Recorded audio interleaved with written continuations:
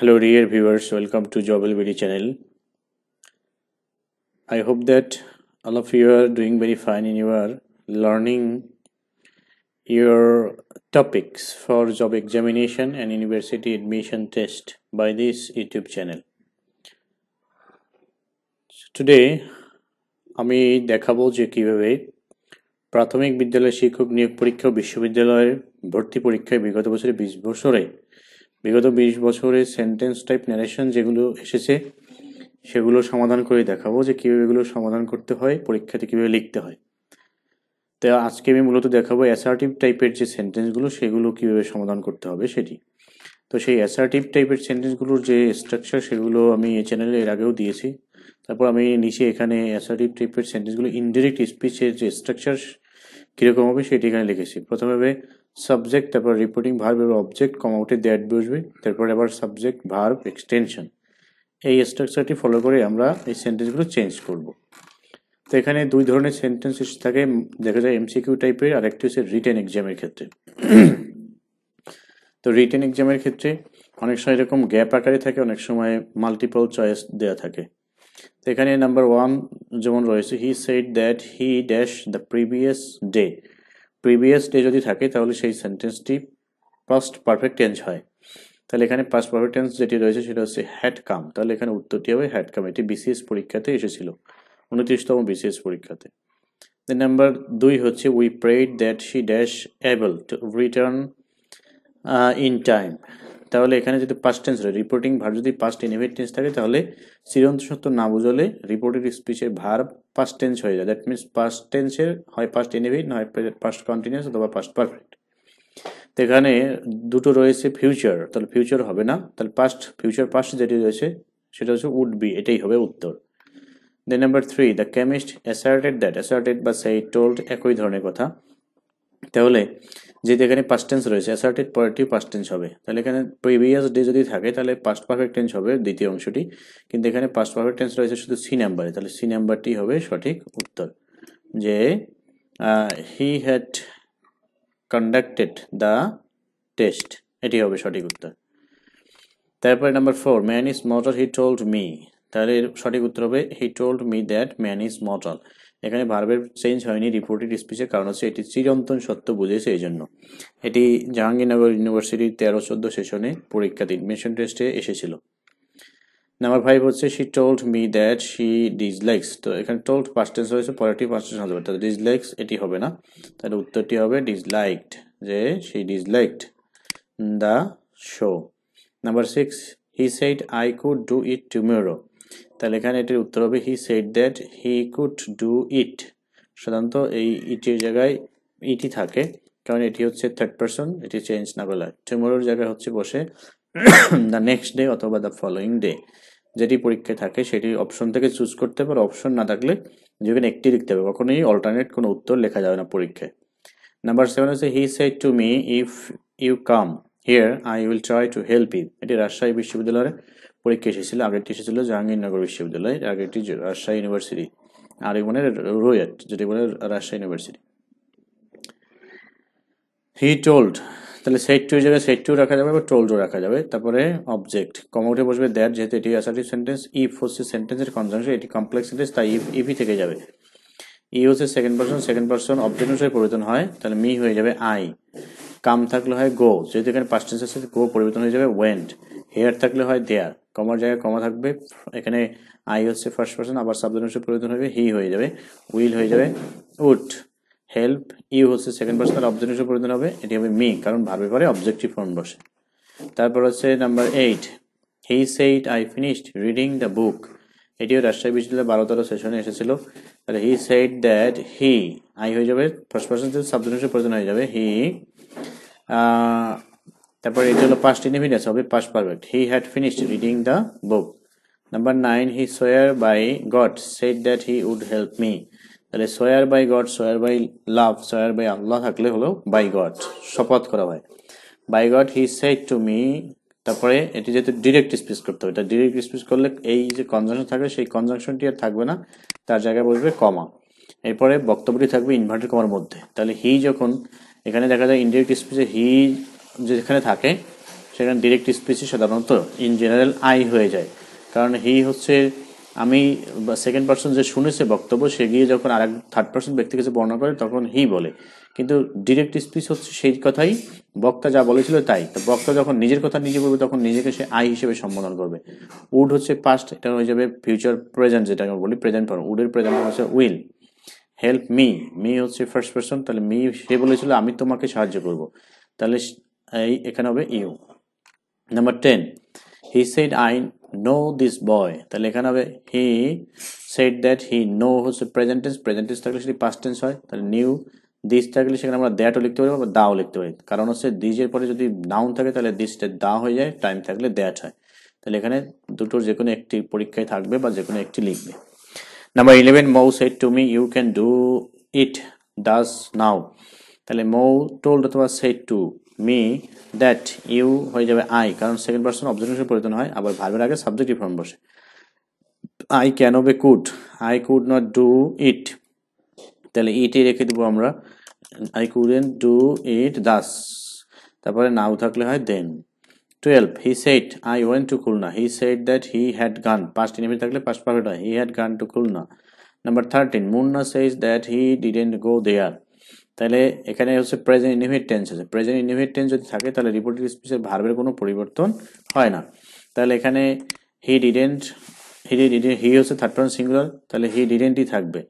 তাহলে এখানে এই সেন্টেন্সটিকে আমরা রয়েছে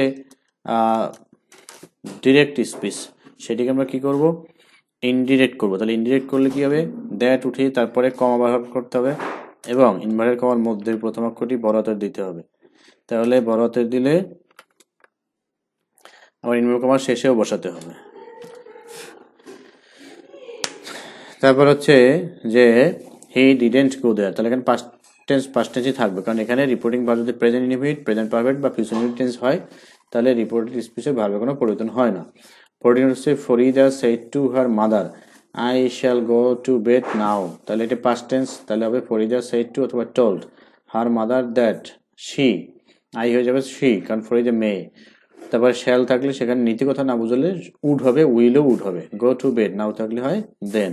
এটি প্রাথমিক বিদ্যালয় শিক্ষক নিয়োগ পরীক্ষাতে 2014 সালে এসেছিল। তারপরে হচ্ছে 15, Asad shed to me I want to go to school নাও, তাহলে আসাদ সেড টু থাকলে আমরা সেড টু অথবা টোল্ড যে কোনো একটা লিখতে পারবো। মি দ্যাট, আসাদ জন্য কমপ্লিট দ্যাট বসবে, আই হয়ে যাবে হি যদি আসাদ ছেলে, ওয়ান্ট হয়ে যাবে wanted to go to school now থাকলে হয় then. Number 16, Abid said to me I was ill, তাহলে আবিদ সেড টু অথবা টোল্ড মি দ্যাট, আই হয়ে যাবে হি, ওয়াজ থাকলে সেখানে হয় হ্যাড বিন, ওয়াজ ওয়ারের জায়গায় হ্যাড বিন বসে, অ্যামিজের জায়গায় ওয়াজ ওয়ার বসে।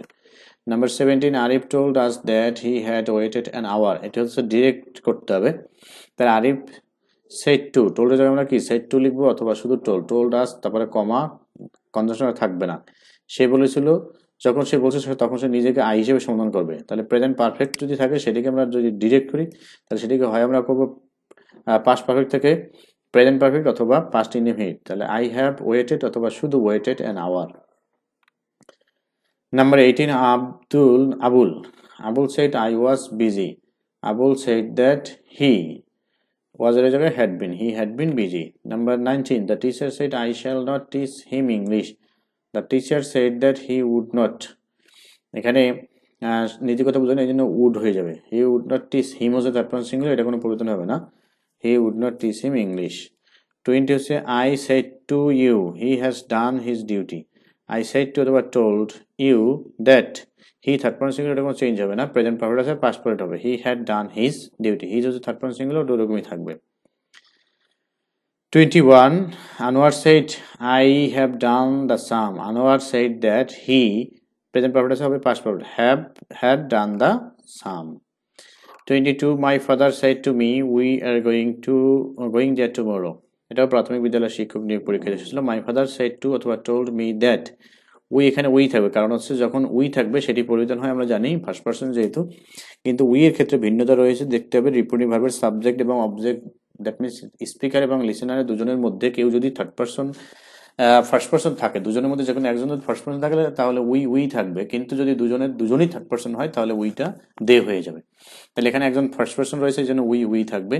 এরপরে যেহেতু রিপোর্টিং ভার্ব পাস্ট টেন্স রয়েছে সেক্ষেত্রে এম এর জায়গায় ওয়াজ ওয়ার বসবে, উইজে প্লুরালের ক্ষেত্রে ওয়ার বসে, we are going there the next day, tomorrow থাকে দ্য নেক্সট ডে বা তারপর ফলোয়িং ডে। তারপর হচ্ছে 23, you have all done it very badly, remark the teacher, এখানে রিমার্ক হচ্ছে রিপোর্টিং ভার্ব, তাহলে দ্য টিচার সেন্টেন্স চেঞ্জ করার সময় রিপোর্টিং ভার্ব শুরুতে বসবে, the teacher remark that they, এখানে ইউ বলতে অবশ্যই প্লুরাল আমরা ধরে নিয়েছি এখানে যে তোমরা সবাই খারাপ করেছো, তাহলে দে হ্যাড অল, যেহেতু প্রেজেন্ট পারফেক্ট হবে past perfect, they had all done it, আছে ইটই রাখবো, it very badly. Number 24, Rahim called me a coward, তাহলে এটাকে ডিরেক্ট করতে হবে, ডিরেক্ট করলে কি হবে, আগে রিপোর্টিং ভার্ব তৈরি করে নিতে হবে, রহিম সেইড টু অথবা told me comma you are a liar, যখন সে বলেছিল তখন সে আমাকে বলেছে যে তুমি একজন কাওয়ার্ড, কাপুরুষ, ইউ আর এ কাওয়ার্ড।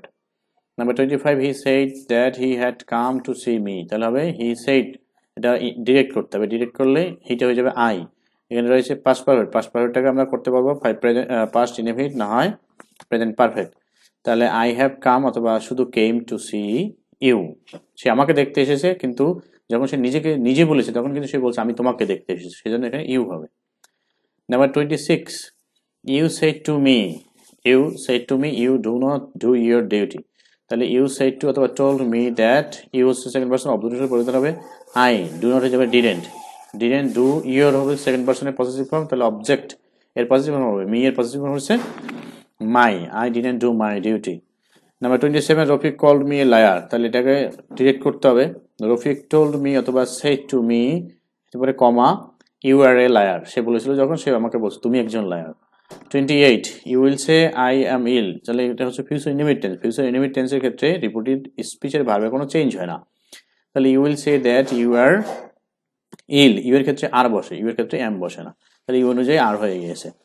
তারপর আছে 29, he has said to me, তাহলে হি হ্যাজ এটা প্রেজেন্ট পারফেক্ট, তাহলে প্রেজেন্ট পারফেক্ট ফিউচার ইনডিফিনিট এবং প্রেজেন্ট ইনডিফিনিট থাকলে এখানে পরিবর্তন হবে না, তাহলে হি হ্যাজ সেড টু অথবা টোল্ড মি দ্যাট, আইটা হয়ে যাবে হি, শ্যাল এখানে হবে উইল, কারণ হি এর পরে উইল বসে শ্যাল বসে না, he will go out, but you হচ্ছে সেকেন্ড পারসন অবজেক্টের পরিবর্তন হবে আই হবে, কারণ হচ্ছে এখানে ভার্বের আগে বসবে, ভার্বের আগে বসলে সাবজেক্টিভ ফর্ম, আই উইল এস্টে, তাহলে এখানে আমরা যে সেন্টেন্সগুলো পরিবর্তন করেছি সবগুলো এই স্ট্রাকচার অনুযায়ী কিন্তু পরিবর্তিত হয়েছে, তাহলে এই বিষয়গুলো আমাদের খেয়াল রাখতে হবে, এবং যদি কোনো সেন্টেন্সকে আমরা ডিরেক্ট স্পিচ করি সেক্ষেত্রে এই স্ট্রাকচারটি মেনে চলতে হবে। যেমন প্রথমে হচ্ছে সাবজেক্ট, এরপরে যদি অবজেক্ট থাকে তার সেই প্রথম হলো রিপোর্টিং ভার্ব, এখন রিপোর্টিং ভার্ব দেওয়া না থাকলে তৈরি করে নিতে হবে, দেন হচ্ছে অবজেক্ট, তারপরে আমরা কি লিখবো সেখানে হচ্ছে কমা, এরপরে আমরা শুরু করব ইনভার্টেড কমা দিয়ে, সেখানে আবার হচ্ছে সাবজেক্ট,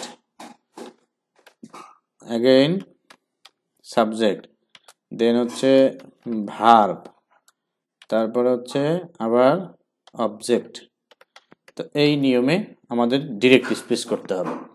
সো আশা করছি ভিডিও লেসনটি তোমরা সকলেই বুঝতে পেরেছো, এবং বুঝতে না পারলে অবশ্যই কমেন্ট করে আবার জানাবে, এবং কোন লেসনগুলো তোমাদের বেশি প্রয়োজন সেগুলো কমেন্ট করে জানাবে।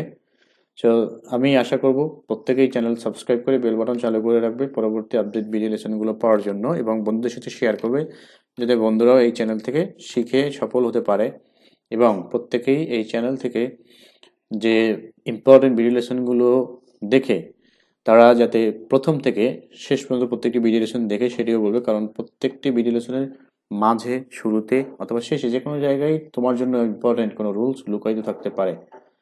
তো আজকে আর সময় নিচ্ছি না, শেষ করব। Thank you everybody, thanks for watching.